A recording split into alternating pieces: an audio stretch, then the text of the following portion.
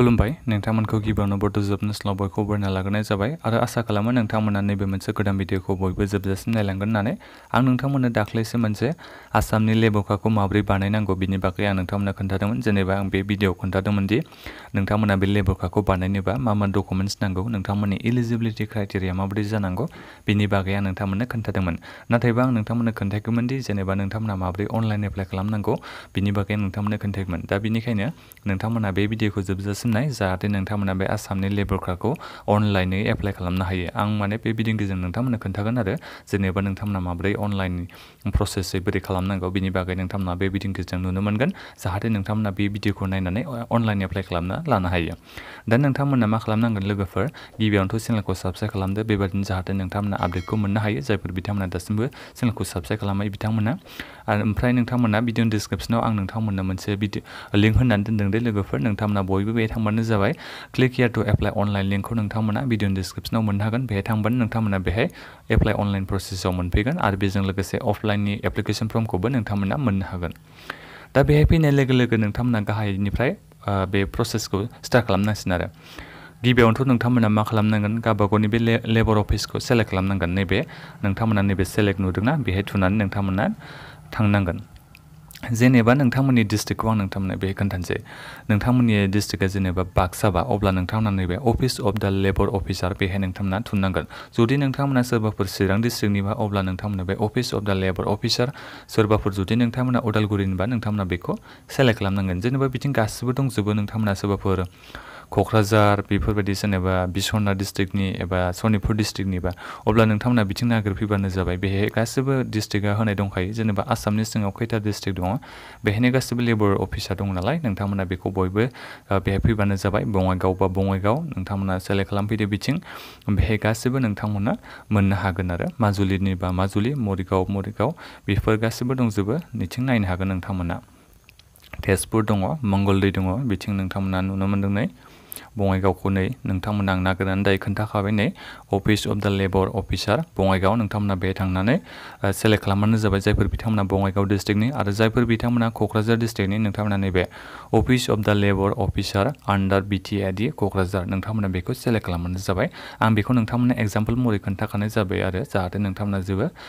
apply खालामनाय समाव जेबो प्रब्लेम जाया दा बेनिफ्राय नोंथांनि बे जाय मानसिनिखौ एप्लाइ खालामनो नागिरदों एबा जुदि नोंथाङा एप्लाइ खालामनो नागिरदोंबा नोंथांनि बे फुल नेमखौ होदो नामजों लोगोसे टाइटेलखौ होबानो जाबाय ओमफ्राय नोंथांनि फादार्सनि नेम जुदि सोरबाफोर हिन्जावसा मानसिया खालामदोंबा फिसायनि नेमखौ होदो आरो बेहाय दा बिनिफ्राय डेट अफ बार्थ नोंथांमोना होनो नांगोन नोंथाङा बेसेबां मायथाइयाव जोनोम जानाय बेखौ नोंथांमोना बेहाय होबानो जाबाय आरो बेजों लोगोसे आं बैसोखौबो नोंथांमोना दाख्लैनो भिडिअ खोन्थादोंमोन जेनेबा 18 बोसोर जानायनिफ्रायनो बे लेबरखाखौ बानायना लानो हायो 18 बोसोर जानायनिफ्राय 55 बोसोरनि सिंनि गासिबो हौवासा हिन्जावसा केन्डिडेटफ्रानो बे आसामनि लेबरखाखौ बानायना लानो हायो नाथायबा नोंथांमोना मोनसे बुस्थु होनो नांगोन बेहाय डेट अफ बार्थ सार्टिफिकेटखौ नोंथांमोना होनो नांगोन डेट अफ बार्थ सार्टिफिकेट होनोबाथ' नोंथांमोना बयबो मिथिखागौ जानांगौ स्कुलनि सार्टिफिकेट मोनबाबो नोंथांमोना आपल'ड खालामनो हागोन जुदि नोंथांमोनाव डेट अफ बार्थ सार्टिफिकेट गैयाबा स्कुलनि सार्टिफिकेटबाबो जागोन नङाबा नोंथांमोना जायखिजाया मोनसे डेट अफ बार्थ थानाय सार्टिफिकेट होनो नांगोन आरो बेफोरबायदि गैयाबाबो जायखिजाया माने मोनसेल' प्रुफ थानाय जानांगोन नोंनि बे जोनोम डेटनि प्रुफाल' थानाय जानांगोन आरो बेखौ नोंथांमोना आपल'ड खालामना होबानो जाबाय नोंथाङा माखौ होयो एडमिट कार्ड होबाबो जागोन जायफोर बिथांमोनाव मेट्रिकनि एडमिट कार्ड दङबा बिनिफ्राय नोंथांमोना मोनसे आपल'ड खालामनांगोन गावबागावनि पासपर्ट साइज फट'ग्राफखौ आपल'ड खालामनांगोन बेहाय नोंथांमोना बयबो आपल'ड खालामबानो जाबाय बिनिफ्राय नोंथांमोननि बे फट'नि आपल'ड साइजआ 1 MB नि खम जानांगोन होननानै बे बुंखादों आरो बेजों लोगोसेनो नोंथांमोना मोनसे गावबागावनि सिगनेचारखौ वाइट पेपाराव लिरनानै बेहाय आपल'ड खालामनांगोन ओमफ्राय बे सिगनेचारनि साइजआबो 1 MB नि खम जानो नांगोन दा बेनिफ्राय जेन्डारखौ नोंथांमोना बयबो सेलेक्ट खालामदो हौवासा बा मेल हिन्जावसा बा फिमेलाव नोंथांमोना बयबो सेलेक्ट खालामबानो जाबाय एग्जाम्पल महरै बेबायदि बिनिफ्राय गावबागावनि मबाइल नाम्बारखौ बेहाय होदो दा नोंथांमोना बेहाय मबाइल नाम्बारखौ दा गावजों थानायखौ होबानो जाबाय बेहाय मोनसे OTP थांगोन नालाय बेनिखायनो नोंथांमोना मबाइल नाम्बारखौ मोजाङै हो बिनिफ्राय नोंथांमोना गावबागावनि कास्ट एबा केटेगरिखौ नोंथांमोना सेलेक्ट खालामदो जेनेबा नोंथाङा SC ST OBC बबे मोनसेनि बिलं खालामो नोंथांमोना बे सेलेक्ट खालामबानो जाबाय जेरै ST बा नोंथांमोना बे ST आव थुनानै होबानो जाबाय दा बिनिफ्राय नोंथाङा हाबा जाबायबा एबा जायाखैबा आनमेरिड होदो जाबायबा मेरिडआव नोंथांमोना होबानो जाबाय बेबायदि आरो एग्जाम्पल महरै बिनिफ्राय डेट अफ रिटायारमेन्ट बेखौ नोंथांमोना जेबो होनांगौनि गोनांथि गैया गोजौआव नोंथांमोना डेट अफ बार्थ होबानो बेहाय डेट अफ रिटायारमेन्टनि डेटआ ओरैनो ओंखारफैखागोन नोंथांमोना बेहाय जेबो होनांगौनि गोनांथि गैया दा बेनिफ्राय नैबे बुंहरदों is your husband wife is a member of this board जुदि नोंथांमोननि बे सोरबाफोर हिन्जावसा फिसाइया एबा माबाया हिन्जावा जुदि बे लेबरनि डिपार्टमेन्टआव साख्रि मावोबा येस होबानो जाबाय जुदि मावोबा न' होबानो जाबाय बिनिफ्राय नोंथाङा दायो माबायदि खामानिखौ मावो जब नेचार अफ जब नोंथांमोना बे सेलेक्टआव थुनानै होनो नांगोन जेनेबा फार्मार बा फार्मार हाउसवाइफ बा हाउसवाइफ बेफोरबायदि होनांगोन आरो बे माखासे होनाय दंखायो कार्पेन्टार मावोबा आर्ट काटिं बेफोरबायदि माखासे होनाय दंखायो आरो नोंथांमोनाथिं नायनो हागोन ना जायफोर बिथांमोना जेनेबा लामायाव लेबर हिसाबै खामानि मावोबा रड लेबरखौ होबानो जाबाय जुदि नोंथांमोना बे होनायाव लिस्टआव गैयाबा नोंथांमोना मा खालामनांगोन नैबे आदार्सआव होबानो जाबाय जेनेबा नोंथाङा माबा काल्टिभेटर जेनेबा माबा मोनसे बेलेग खामानि मावो आरो अब्ला नोंथांमोना बेहाय मोननाय नङा नालाय बेनिखायनो नोंथांमोना नैबे आदार्सआव थुबानो जाबाय लिस्टआव होनाय गैयाबा आदार्सआव नोंथांमोना थुदो दा बेनिफ्राय गावबा गावनि एड्रेसखौ होनो नांगोन नोंथाङा दायो बबे जायगायाव थायो बेनि एड्रेसखौ नोंथांमोना बे मोजाङै डिटेल्स होबानो जाबाय जेनेबा गामि ओमफ्राय बेजों लोगोसे पस्ट अफिस बेजों लोगोसे पुलिस थानाखौ होदो पिएस ओमफ्राय पिन कड बेफोरखौ नोंथांमोना होजोबदो आरो डिस्ट्रिक्ट बेखौ डिस्ट्रिक्टनि सेलेक्ट अपसना नैबे फैबावो बे डिस्ट्रिक्टआव नोंथांमोना थांदो गावबा गावनि डिस्ट्रिक्टखौ बे सेलेक्ट खालामहैबानो जाबाय एग्जाम्पल महरै नोंथांमोना आं खोन्थानोसै उदालगुरिखौ आं थुनानै होबाय दायो बेहाय दा बेनिफ्राय ब्लक टाउन नोंथांमोननि टाउना बबे एबा ब्लकआ बबे नोंथांमोना बेहाय सेलेक्टआव थांनानै सेलेक्ट खालामबानो जाबाय दा बेनिफ्राय नैबेथिं गावबा गावनि नैबेथिं होनाय दं जिपि नाम्बार एबा वार्ड नाम्बारा मा बेखौ नोंथांमोना नैबे सेलेक्टआव थांबानो मोननो हागोन आरो गावबा गावनि वार्ड नाम्बारखौ नोंथांमोना थुबानो जाबाय बे डिस्ट्रिक्टखौ होनाय लोगो लोगोनो नैबे गोजौआव डिस्ट्रिक्टखौ होनाय लोगो लोगोनो ब्लक टाउननि सेलेक्ट खालामनायनि अपसना मोनखागोन ओमफ्राय नैबे वार्ड नाम्बारनि सेलेक्ट खालामनायनि अपसनाबो मोनखागोन दा बेनिफ्राय नैबे बुंदों गावबा गावनि जायगानि एरियानि पिन क'डखौ नोंथांमोना होनांगोन माने पस्ट अफिसनि पिन क'डखौ नोंथांमोना होदो जुदि नोंथांमोननि बे प्रेजेन्ट एड्रेसआनो पार्मानेन्ट एड्रेसजों एखेबा नैबेहाय नोंथांमोना टिकखौ होबानो जाबाय सेम आस दा प्रेजेन्ट एड्रेस नोंथांमोना बे थुनानै होदो जुदि पार्मानेन्ट एड्रेसजों एखेबा बिनिफ्राय नोंथांमोना मोनसे मा खालामनांगोन गावबा गावनि एकाउन्ट नाम्बारखौ नैबे होनो नांगोन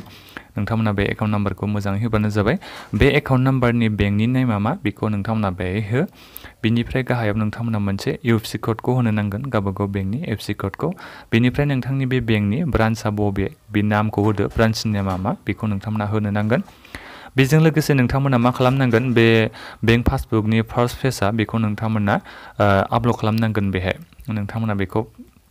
मबाइलजों साफायनानैबो जागोन नङाबा नोंथांमोना जेनेबा प्रिन्ट खालामबाबो जागोन स्केन खालामहैबाबो जागोन बेहाय ओमफ्राय फाइलनि साइजआ 1 MB खम जानो नांगोन आरो नोंथांमोना बेंकनि फार्स्ट पेजखौ आपल'ड खालामना होबानो जाबाय बिनिफ्राय नैबे सोंदों आधार कार्ड जुदि आधार कार्ड गैयाबा न' होबानो जाबाय जुदि दङबा नोंथांमोना येस होनानै आधार कार्डखौ नोंथांमोना आपल'ड खालामनांगोन आपल'डनि साइजआबो 1 MB खम जानांगोन आरो बिनिफ्राय नोंथांमोना कम्पालसरिखा बियो नोंथांमोना आधार माने भटार आइडि कार्डखौ आपल'ड खालामनांखागोन भटार आइडि कार्डनि साइजआ नोंथांमोना 1 MB खम जानांगोन आरो बिनिफ्राय नैबे बुंबावदों डु इउ हेभ ए आयुष्मान भारत कार्ड जुदि नोंथांमोननियाव आयुष्मान भारत कार्ड दङबा नोंथांमोना येस होबानो जाबाय जुदि नोंथांमोनाव बे आयुष्मान भारत कार्डआ गैयाबा सिगाङाव जेनेबा आयुष्मान भारत कार्ड होनबा सिगाङाव जालाय नोंथांमोना एप्लाइ खालामाखैमोनबा बेनो जोंहा आयुष्मान भारत कार्डआ जुदि दङबा येस होदो गैयाबा नो होबानो जाबाय बिनिफ्राय नैबे बुंदों इमप्लयार नेम बे अपसनेल नोंथांमोना बेखौ होआबाबो जागोन अपसनेल आरो बेखौ नोंथांमोना होलायनाङा बेफोरो अपसनेल नङा बेखौ होलायनाङा बेनिफ्राय जोंहा मोनसे इम्परटेन्टआनो जाबाय बे जाहैबाय जोंहा एक्सपिरियेन्स सार्टिफिकेट नांगोन बेहाय नोंथांमोनाथ' सोरबाफोर रडआव खामानि मावोबाबो सोरबा हाउस वाइफबाबो सोरबा माबाफोर खामानि मावबाबो नोंथांमोनाव आं मिथिखायो एक्सपिरियेन्स सार्टिफिकेट नोंथांमोना गैया दा नोंथांमोना बे एक्सपिरियेन्स सार्टिफिकेटखौ बानायना लानांगोन नोंथांमोना बे एक्सपिरियेन्स सार्टिफिकेटखौ बानायनो हागोन जेनेबा बे मेम्बार थाया होमबा बिसोर मेम्बारफोरा बिथांमोना बानायना होनो हागोन नोंथांमोना गावबागावबो बानायनो हागोन बे एक्सपिरियेन्स सार्टिफिकेटखौ नोंथांमोना जेबो सिन्था खालामना जेनेबा लेबारफोरनाव सोंबानो जाबाय जेनेबा बे मेम्बारफोरनाव नोंथांमोना सोंनानै बे एक्सपिरियेन्स सार्टिफिकेटखौ बानायबानो जाबाय बेहाय जेबो खामानि गैया नोंथांमोना बे मात्र सिगनेचारल' नांगौ दा बेनिफ्राय नैबिथिं नमिनेसन डिटेल्स बेहाय सोरखौ नोंथांमोना नमिनिखौ दोननो सानदों नोंनि अनगायै बेहाय नोंथांमोना दोननो हागोन गावबागाव न'खरनि फेमिलिखौ नमिनिखौ नोंथांमोना बयबो मिथिखायो दा बेनिफ्राय गाहायाव फैदो नमिनेसन फर्म कपिखौ नोंथांमोना आपल'ड खालामनांगोन नमिनेसन फर्मआ नैबे मोनखागोन प्रिन्ट ब्लेंक नमिनेसन फर्म बेखौ नोंथांमोना गिबियाव प्रिन्ट आउट खालामग्रोदो फिलआप खालामनानै बेहाय ओमफ्राय आपल'ड खालामफिनबानो जाबाय बे फर्मखौ प्रिन्ट आउट खालामदो ओमफ्राय बेहाय फिलआप खालामनानै आपल'ड खालामफिनबानो जागोन दा बेनिफ्राय नैबे रेजिस्ट्रेशन फर्म कपि मोनसे नोंथांमोना एप्लाइ खालामनायाव मोनो नैबे रेजिस्ट्रेशन फर्मखौ प्रिन्ट खालामनांगोन प्रिन्ट ब्लेंक रेजिस्ट्रेशन फर्म बेखौ नोंथांमोना गिबियाव प्रिन्ट आउट खालामग्रोदो बिनिफ्राय बेखौ फिलआप खालामनानै बेहायनो आपल'ड खालामफिनबानो जाबाय साइजआ 1 MB नि खम जानांगोन नोंथांमोना बेखौ स्केन खालामनांगोन दा बेखौ नोंथांमोना फिलआप खालामजोबखांनायनि उनाव मा खालामनांगोन नैबेहाय गेट OTP बेहाय नोंथांमोना थुना होनांगोन गेट OTP होयोबा नोंथांमोना जेनेबा सिगां मबाइल नाम्बार होआखै होनबा बे मबाइल नाम्बाराव मोनसे OTP थांगोन बे OTP खौ नोंथांमोना नैबेहाय थुनानै होनो नांगोन दा बेनिफ्राय गाहायाव फैनानै नोंथांमोना नेक्स्ट एन्ड पेमेन्टआव थांनांगोन नेक्स्ट एन्ड पेमेन्टआव थाङोबा नोंथांमोना 20 रुपिसनि पेमेन्ट खालामनांगोन सिगाङाव 20 थाखाल'सो लायोमोन दायो बेसेबां लाखो आं दा बेखौ बुंनो हानाय नङा जेनेबा दायो बारायबायबो जानो हागौ GST बेफोरबायदिजों जायखिजाया सिगाङाव 20 रुपिस लायोमोन दा नोंथांमोना पेमेन्ट खालामबानो बे जागोन पेमेन्ट खालामखांनायनि उनाव नोंथांमोना मोनसे रेजिस्ट्रेशन नाम्बार मोनगोन बे रेजिस्ट्रेशन नाम्बारखौ नोंथांमोना लानानै नैबे चेक स्टेटासआव थांनानै नोंथांमोना गावबा गावनि स्टेटासखौ चेक खालामनो हागोन एग्जाम्पल महरै आं नोंथांमोननो खोन्थानि नैबे चेक स्टेटासआव आं जेनेबा थुनानै होबाय बे चेक स्टेटासआव थुना होनाय लोगो लोगो नोंथांमोना अपसन मोनो एप्लिकेशन नाम्बार ओमफ्राय नोंनि बे मबाइल नाम्बारखौ होनानै चेकआव थुना होबानो नोंथांमोननि बे एप्लिकेशन स्टेटासआ माबायदि जाना दं एप्रुभ जागोन ना जायाखै बेखौ नोंथांमोना मिथिनो हागोन आरो दा बेखिनियानोमोन माबोरै नोंथांमोना एप्लाइ अनलाइन खालामनांगौ बेनि बागै आं नोंथांमोननो खोन्थाबाय दा नोंथांमोना बयबो एप्लाइ अनलाइन खालामहैदो भिडिअनि डिसक्रिपसनाव एप्लाइ अनलाइन लिंकखौ आं होनानै दोनखादों नोंथांमोना बयबो एप्लाइ खालामहैबानो जाबाय दा आं अफलाइन माबोरै खालामनांगौ बिनि बागैबो एसे नोंथांमोननो खोन्थाखानि जाहाथे जायफोर बिथांमोना अनलाइन खालामनो रोङा बिथांमोना अफलाइन खालामहैयो गावबा गावनि बे दहाय होनखानाय आङो लेबर अफिस थायो नालाय गावबा गाव डिस्ट्रिक्टनिया बे नोंथांमोना थांनानै बानायहैनो हायो नै बिथिं नोंथांमोना पासवर्ड साइज फट'ग्राफ होनांगोन आं बे अफलाइन फर्मखौ नोंथांमोना भिडिअनि डिसक्रिपसनाव होनानै दोनदों क्लिक हियार टु एप्लाइ अनलाइन थांबानो नोंथांमोनाबो बे अफलाइन एप्लिकेशन फर्मखौ मोननो हागोन नै बिथिं डिस्ट्रिक्टखौ सेलेक्ट होदो नोंनि नामा मा बेखौ बेहाय होदो नोंनि बे हासबेन्ड वाइफ नोंथाङा होदो बिफानि नामखौ जुदि सोरबाफोर हिन्जावसाया हाबा जाबायबा गावबा गावनि फिसायनि नामखौ हो बिनिफ्राय नोंथांनि एड्रेस गावबा गावनि एड्रेसखौ बेहाय होबानो जाबाय गामि PS टाउन बेफोरखौ प्रेजेन्ट एड्रेस एखे नोंथांनि कास्ट केटेगरिया मा ST बा ST OBC बा OBC नोंथांनि जेन्डारा मा मेल बा मेल फिमेल बा फिमेल लिरना होदो बेहाय हाबा जाबायबा हाबा जाबाय मेरिड आनमेरिड बा आनमेरिड हाबा जायाखैबा नोंथांनि हाउस हल्डआ मा हासबेन्डनि नेमा मा एबा वाइफनि नेमा मा बेखौ होदो हाबा जाबायबा हिन्जाव नामखौ होदो जुदि हिन्जावसाया हाबा जाबायबा हासबेन्डनि नामखौ होबानो जाबाय जोनोम डेटआ मा बेखौ नोंथांमोना होदो डेट अफ रिटायारमेन्ट बेखौ होदो नोंथांमोना बिनिफ्राय नैबेखौ नोंथांमोना होबाबो जागोन होआबाबो जागोन बियो बे माबासो अपसनेल ओमफ्राय नेचार अफ जब नोंथाङा मा खामानिखौ दायो मावो बेखौ होबानो जाबाय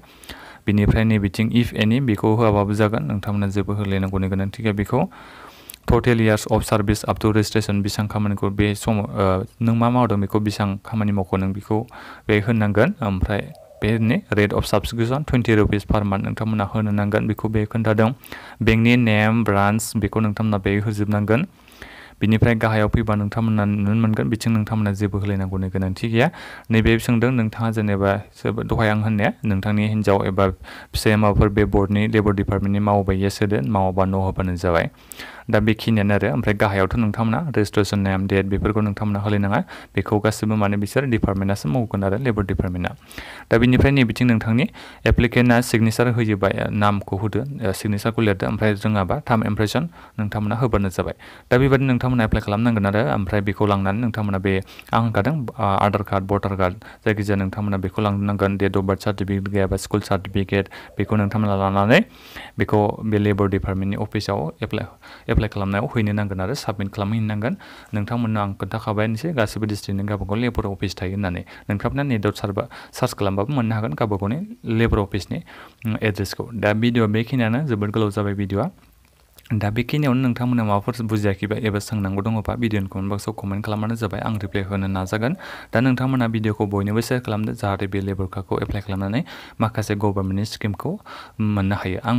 आरो मोनसे भिडिअ बानायबावगोन बे लेबर डिपार्टमेन्टनि गेजेरजों जेनेबा बे लेबर कार्डखौ मोनखांनायनि उनाव नोंथांमोना मा स्किमखौ मोननो हायो जेनेबा स्कलारशिपबो मोननो हायो माखासे गभर्नमेन्टनि स्किमखौ मोननो हायो बिनि बागै आं नोंथांमोना इयुनाव खोन्थागोन दा बेनिखायनो चेनेलखौ साबस्क्राइब खालामदो